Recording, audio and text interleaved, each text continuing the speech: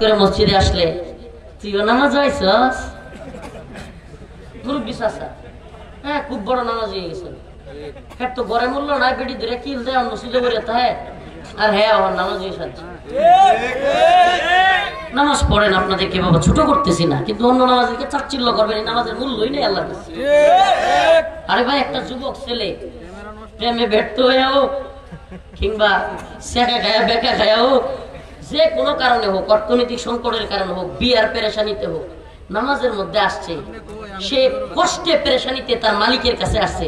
আপনি যখন খুঁচা মারলেন, কি রে তুই ওদের নামাজ পড়তে আসছস, এর মনে কষ্ট লাগবো কিনা? মসজিদ ছেড়ে দিতে পারে। তো আপনি যে এই নামাজের পইরা খুচাটা দিলেন, আপনি নামাজি আরো বৃদ্ধি করলেন নাকি নামাজে আরো কমাইলেন? কেউ উপস্থিতি। তো এই জন্য ইমানকে, নিজের ইমানকে সম্পূর্ণ মনে না করা, ইমানদাররা কখনো নিজের ইমানকে কি মনে করে না? সম্পূর্ণ মনে করে না। আরে উমর রাদিয়াল্লাহু আনহু খলিফাতুল মুসলিমিন, আশারায়ে মুবাশশারা, 10 জন জান্নাতের দুনিয়ায় থাকা 10 জন লিস্টেড জান্নাতের সুসংবাদ প্রাপ্ত সাহাবীদের একজনের নাম হলো হযরতুল উমর।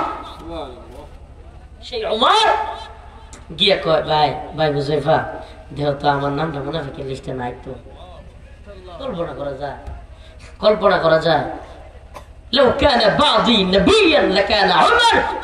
আল্লাহ রাসূল বলেছেন, আমার পরে যদি নবী হওয়ার আর কোনো সম্ভাবনা থাকতো তাহলে সেটা হয়তো উমর। সুবহানাল্লাহ। লাউ কানা বাদি নবিয়ান লাকানা উমর।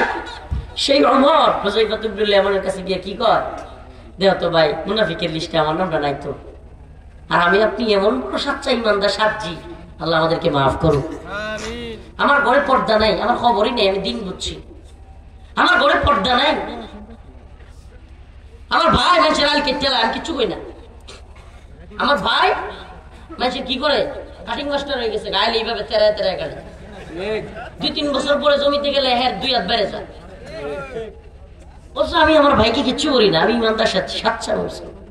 আমার বাড়িতে বিয়ে হচ্ছে, আমার মেয়ে আমার ছেলের, কিরে চাচা নামাজ পড়ে, জোহরের নামাজ পড়ে বাড়িতে না। অন্য লোকেরা জিজ্ঞেস, কি চাচা আপনার বাড়িতে যান না? কয় পোলাপান একটু দুষ্টামি করতেছে তো। আমাকে কি দিনটা শেষ হচ্ছে, ছেলে মেয়ে একসাথে উল্টে, একটা ভাবি দেওয়ার উপরে পড়তেছে, দেওয়ার ভাবির উপরে পড়তেছে, শালিক দুলাভাইয়ের উপরে উঠতেছে মাখামাখির নামে। নাউজুবিল্লাহ, ফরজ বিধান আল্লাহ, পর্দা বিরোধিতা হচ্ছে, তার খবরই নেই। সে নামাজ পড়তেছে আর আসে না, ছেলে মেয়ের সুযোগ দিছে।